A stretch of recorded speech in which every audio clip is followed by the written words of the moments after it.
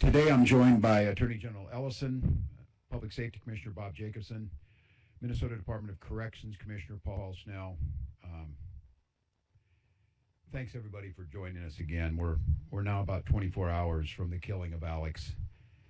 And during that time of everything that's happened, I hope everyone's taking away a picture of a life of generosity, service-oriented, and his life's coming into clear focus. I had the privilege of talking with Michael and Susan, Alex's parents, yesterday, and the heartache in the hours after your son's murdered in front of the world is one thing, but what stood out to me was a parent's desire and their passion to make sure that the story of Alex was told.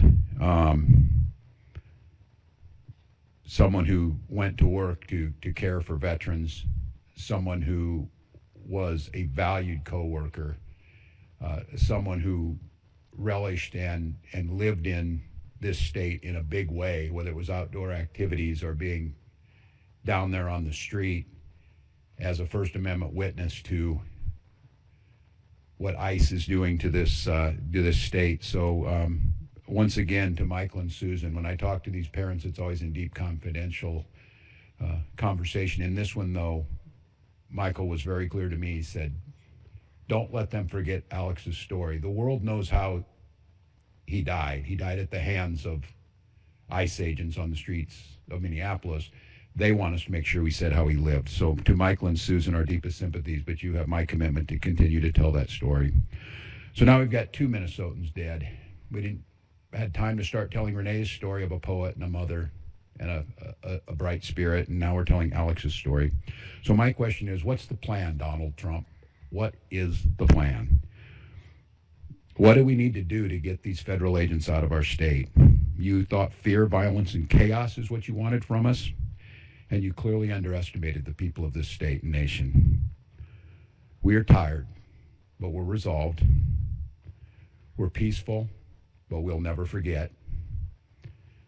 We're angry, but we won't give up hope. And above all else, we are clearly unified.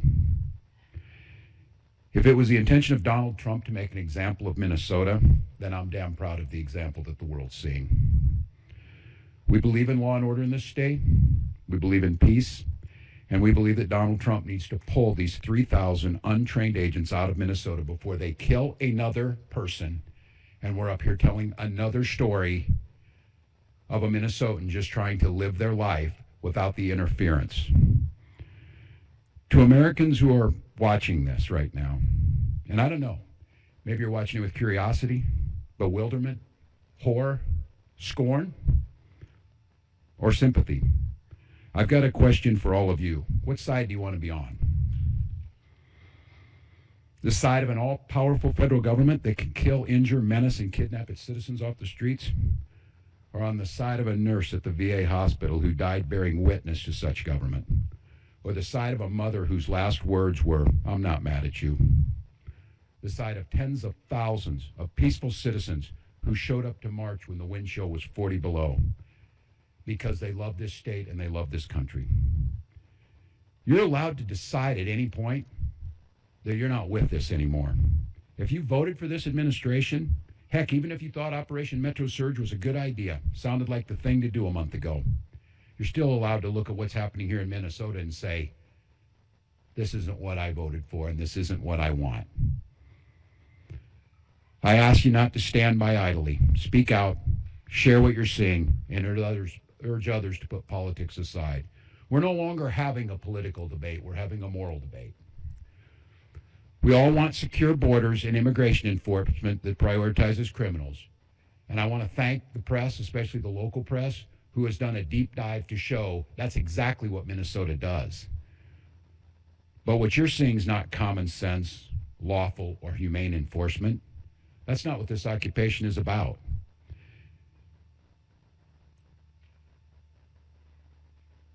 Let me say our conversation should not be about, and I know we get asked of what we're doing on there, how many state patrol or police or National Guard I can put on the street. This isn't about how many people I can put on the street. It's about how many of these people, these ICE agents, and whoever else was thrown into this unholy mess, how many Donald Trump can get out of here? Minnesotans, you've won the hearts and minds of people across this country, and you've done it through your peaceful, resolved defense of your neighbors and the Constitution. So once again, Minnesotans, stay peaceful, stay safe. Change is coming, and we can feel it. But this fight still goes on. And I'm just glad today to be joined in person, because it's someone who's been at the side of Minnesotans throughout this and through every other thing we've gone through over the last 7 years. Someone who we describe as the people's lawyer, someone who is fighting this battle for the Constitution, for the safety of Minnesotans in courts every single day. I want to give this over to Attorney General Keith Ellison to talk a little bit about what's going on with the state on some of the lawsuits and what our expectations are in the coming days. Attorney General. Thank you, Governor. Governor Walz, thank you for your excellent leadership during this very, very difficult time. This unprecedented time, Governor, because quite honestly, there's never been a deployment of immigration agents this size in the history of the United States. There have been times in American history where they've deported a lot of people, but a concentrated deployment of ICE agents in one state in one period of time is unprecedented. And therefore, there's no playbook. And therefore, nobody knows exactly how to deal with this situation, but it is unique and particularly puzzling, given that Minnesota does not have the highest immigration in the United States, given that Minnesota has a very, very professional community of law enforcement professionals who are taking care of the safety of our state, given the fact that the Department of Corrections, pursuant to state law, hands over people who ICE is looking for and they have proper paperwork for. Given all of that, this is a very curious situation and would reasonably lead someone to ask why. So let me talk about Alex Pretti. Alex Pretti was a nurse at the VA. I happen to have a son who's 31 years old, who spent 5 years in the United States military as a combat medic. But toward the end of his deployment and the end of his service, he wanted to go into nursing, and so he did. And ended up getting an RN degree and works in the healthcare system here in Minnesota. And when he was at work today and last night, he said, look, my colleagues were crying and in tears, and they took this hit to one of their own very personally. And he said, I did too. He said, I didn't find myself shedding tears, but I could have, because I just was brokenhearted, because I know the service that he and the love and compassion he puts into taking care of the people he took care of at the VA. So, an intensive care nurse, a kind, compassionate person to friend and family, described by coworkers as the first person who would jump in to help. And he was our neighbor, and he should still be with us right now. So let me just note that Superintendent Drew Evans of the BCA, another exemplary professional in our state, he is the BCA is the state's investigative agency, and it is their job to investigate crime. They have a specialized unit to investigate the use of force cases. They arrived on site after the shooting and were refused access. They then secured a judicial warrant, a warrant signed by a judge, which has never been needed before, and were still refused access. This is uncharted territory. Now, friends, this comes at the tail end of other offenses, like a shooting in North Minneapolis and another homicide in South Minneapolis, Renee Nicole Good, where they also were denied access to the scene, and investigators are, to this moment, still being denied access to the investigative file.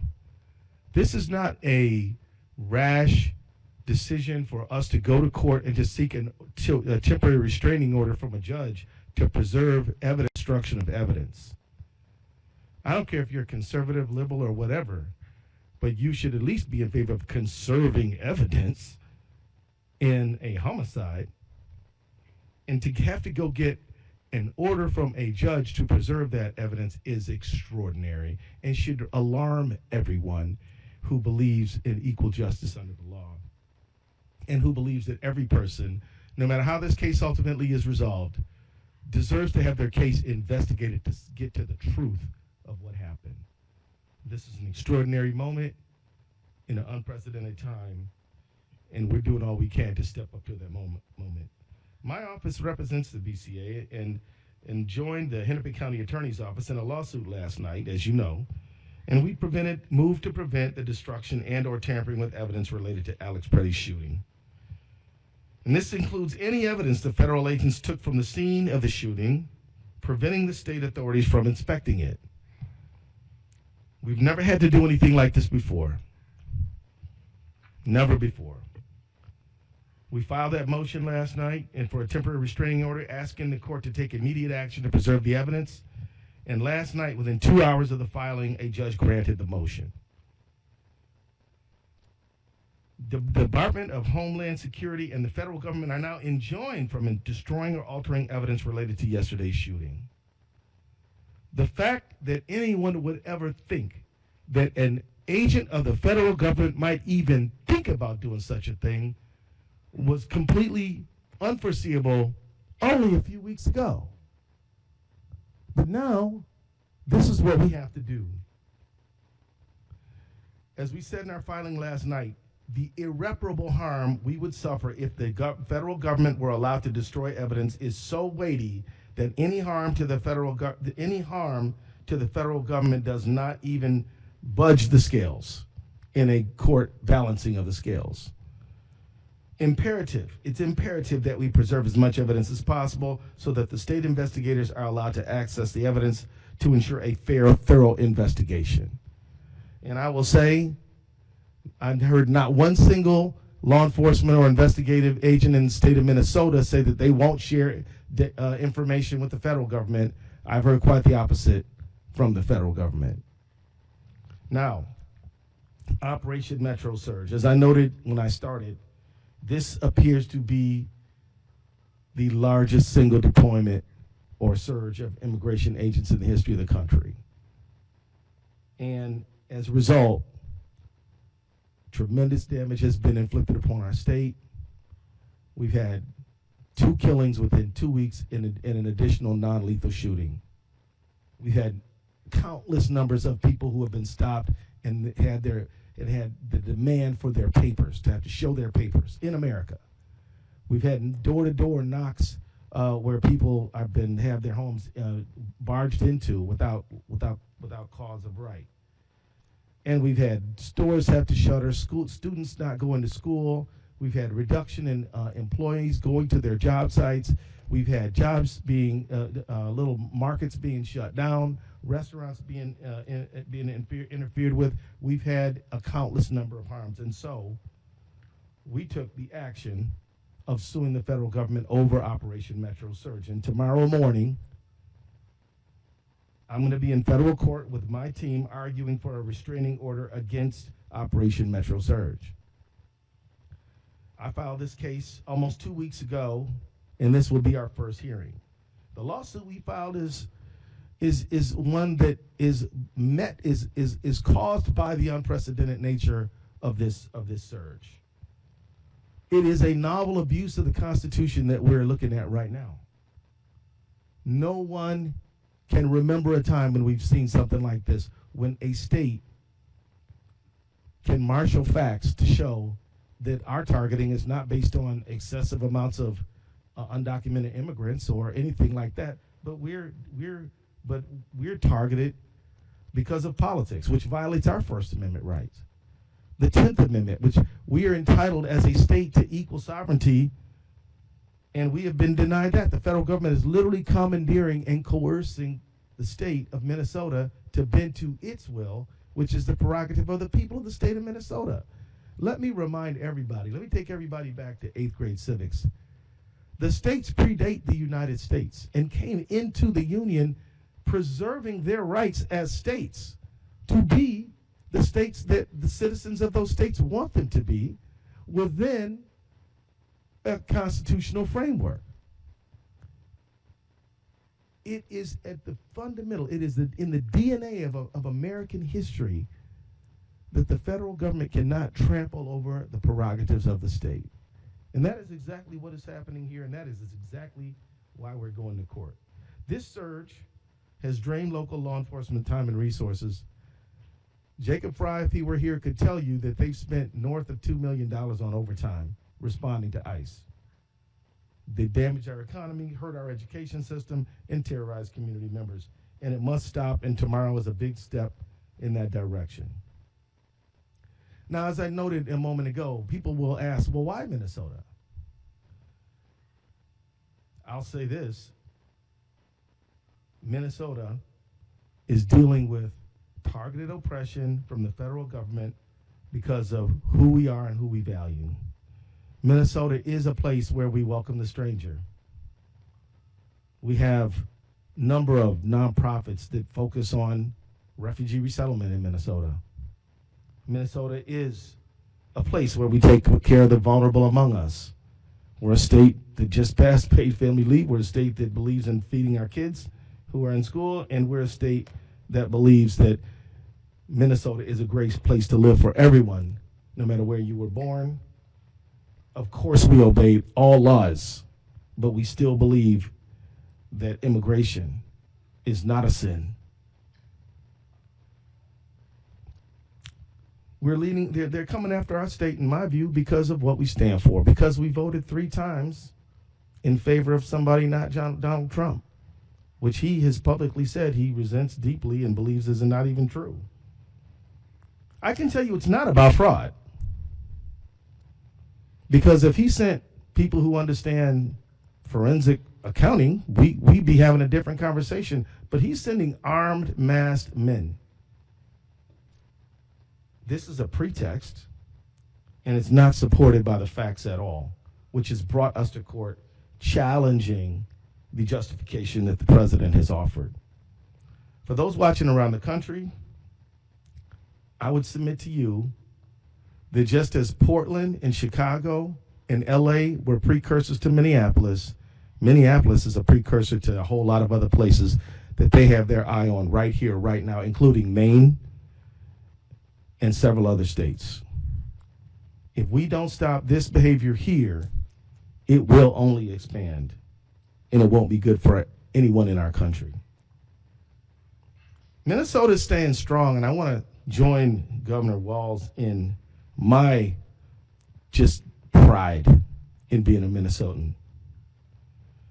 No football game victory could ever make me feel as good about our state as I do about people standing up, helping their neighbors, engaging in mutual aid, giving each other rides different places, making sure that there's enough groceries, protesting, using their First Amendment rights. This state has a lot of spirit. And Minnesota nice is a real thing. I wasn't fortunate enough to be born in Minnesota. I was born and grew up in Michigan. And I can tell you that this state has a lot of nice people. It really does. And a lot of people who believe in taking care of their neighbor and welcoming the stranger. And as we see right now, resisting tyranny. So I just want to say that as the courage of protesters and others who are helping their neighbors is so evident on the streets of this great state of ours, we at the Attorney General's office and in Minnesota state government can do no less than match the courage you have already shown. And we will not back down, we won't blink, we won't bow. We will stand firmly on our constitutional rights and in favor of Minnesotans. We will do that in the ballot box, at the courts. We will do that in the streets in a peaceful, legal, First Amendment protected way. And we will do it in a multitude of ways. But one thing we will not do is we will not back down and we will not bend.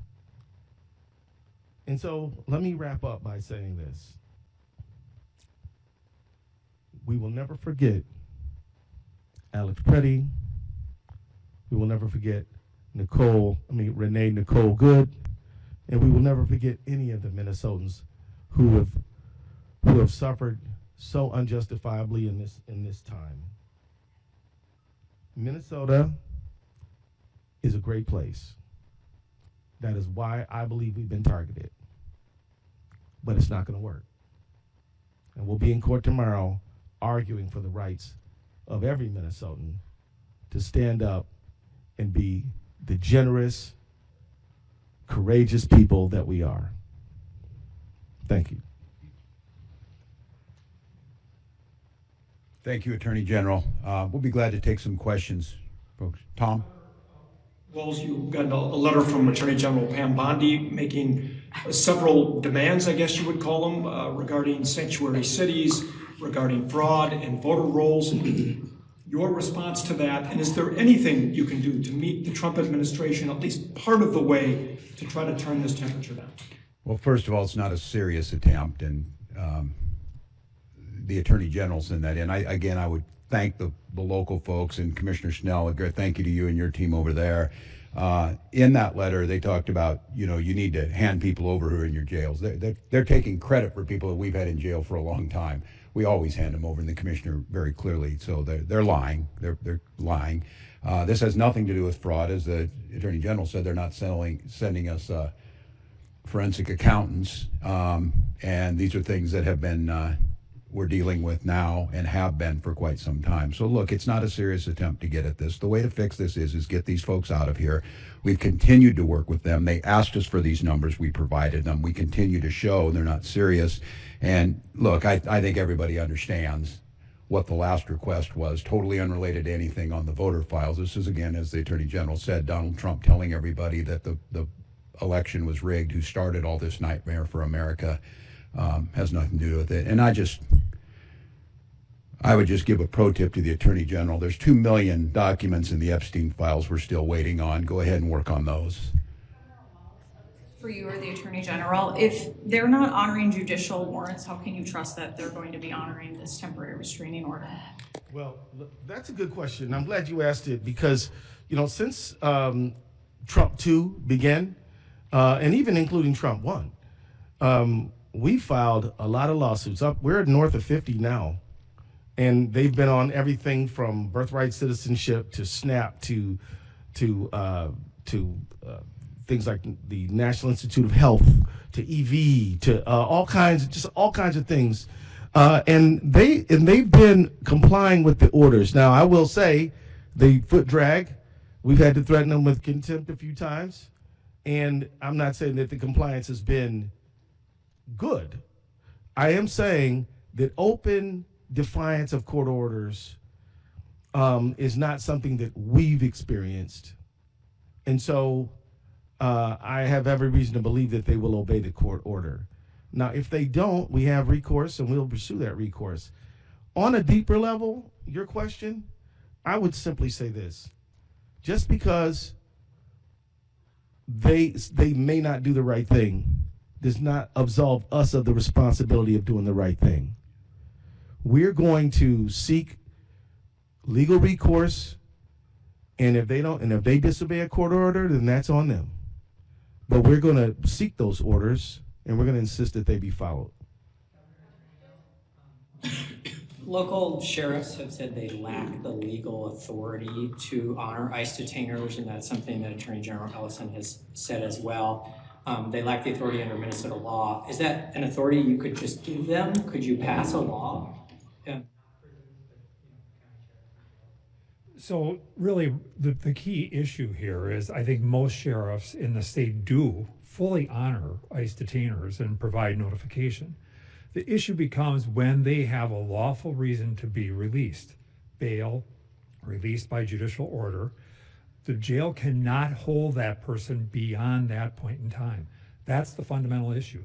There is not a lack of cooperation. There is just some legal boundaries. We've had some conversations with ICE about this. We think that there may be some things that could be worked out, but I don't think that's the core issue that we're really dealing with here. Can I simply say that it puts Minnesota in a very difficult position, because if such a person were held beyond a period of time when the state court has the authority to hold them, then the state court is exposing itself to liability. So ICE just has to show up and do its job. That's the fundamental question here. And that's the fundamental argument they keep making. We cooperate, we don't do their job. You saw it this week with rural, conservative Cottonwood County. Sheriff had someone, told them this person's time is done. We can't just hold them indefinitely. It's against the law. So we're going to release this guy, come and get him. They're too busy up here doing what they did yesterday to go pick up someone who actually should be removed from this country. And I don't know how many times they try and confuse the people across this country. It's their job to do immigrations and customs enforcement. It's law enforcement's job to do law enforcement in Minnesota. They are not doing immigration enforcement, saying we should be doing that, while they're apparently now trying to do extrajudicial law enforcement on our streets. So this is a red herring. It's untrue. The Attorney General of the United States put falsehoods into a letter she sends to me that we are doing what's asked of us, but we're not going to do your job for you. We have other things we need to do. Are you getting back to the evidence in Pretti case that you might not get access to his camera footage and that you might not get to the bottom of whether he was carrying an ID or not?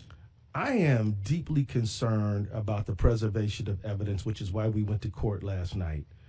But I have faith in Judge Tonsrud's order that it will be followed, and I can tell you that Minnesota officials are going to do everything we can to get to the truth.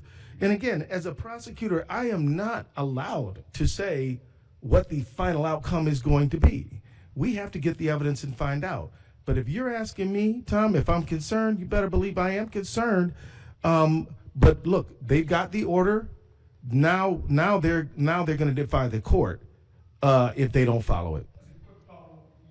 With Vice President Vance when he was in town on Thursday, I understand. I did. Can you tell us about what the tenor of that meeting was? His goal was to turn down the temperature. 2 days later, there was this shooting. Well, I guess it didn't work, huh? I mean, here's the thing. Governor Walz and I were in Congress together for 12 years before both of us went to go serve in state government. We're used to talking to these folks. Why not see if there's something that can be arrived at? I can tell you that it was a polite meeting. I can also tell you that I walked out of there thinking that we probably weren't going to get anywhere.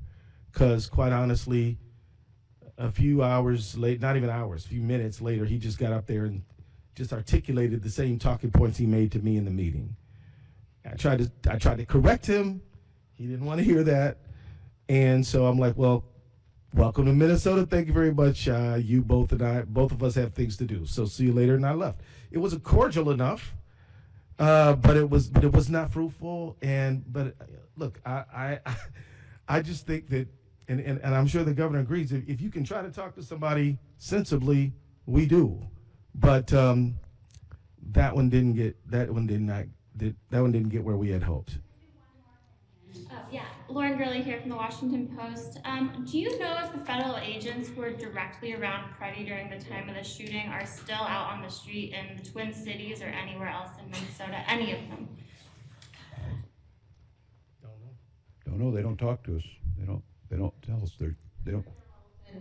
With the BCA being denied access to the scene after getting a warrant, is there recourse for them that way, or do you feel that this restraining order that you obtained requiring the federal government to preserve evidence is that recourse?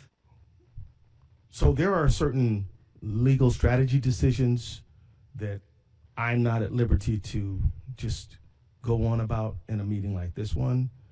What I can tell you is that both the warrant and the TRO are evidence of our resolve. And we are going to get to the truth of what happened to Mr. Alex Pretti and to the truth of what happened to Renee Good and that's what we're pledging, and we're going to use every legal means to do that. So I can't tell you, I'm not at liberty to tell you what you're asking me, but I am here to assure the public and who's listening that we are going to get to the truth of this matter, and we won't be deterred and we won't be denied. Gibson, we did see BCA agents at the shooting scene this morning. Can you confirm what they were doing there? Absolutely. The question was about whether or not the BCA agents were on the scene of the shooting this morning, and they were continuing to collect evidence that they've seen. They were also doing some canvassing of the neighborhoods. I don't want to get into any more of the investigative process on this, but at the BCA, we are going to continue to investigate this shooting based on whatever evidence we're able to get, and we appreciate the Attorney General assisting us with the temporary restraining order to make sure that the federal government is retaining evidence that will be available, we would assume, to us at a later time. But the investigation will not pause. We are continuing to work on anything and everything that we possibly can. I'm going to close with one thing that I promised the parents with Michael and Susan.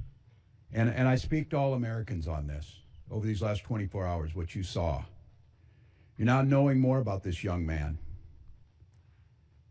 Beloved by his family, accomplished ICU nurse, skillful in ability to work with veterans, someone who's beloved by community, no criminal record, lawful firearms owner. And you know what you saw. And then you heard the most powerful people in the world, certainly in this country, President, Vice President, Greg Bovino, Kristi Noem, narrate to you what you were looking at, that this was a domestic terrorist, crazed, running at law enforcement with the intent to kill massive numbers of them, sullying his name within minutes of this event happening, and then closing the crime scene, sweeping away the evidence, defying a court order, and not allowing anyone to look at it. I don't care if you are conservative and you are flying a Donald Trump flag, you're a libertarian, don't tread on me, you're a democratic socialist of America. This is an inflection point, America. If we cannot all agree that the smearing of an American citizen and besmirching everything they stood for and asking us not to believe what we saw, I don't know what else to tell you. This has to be the moment.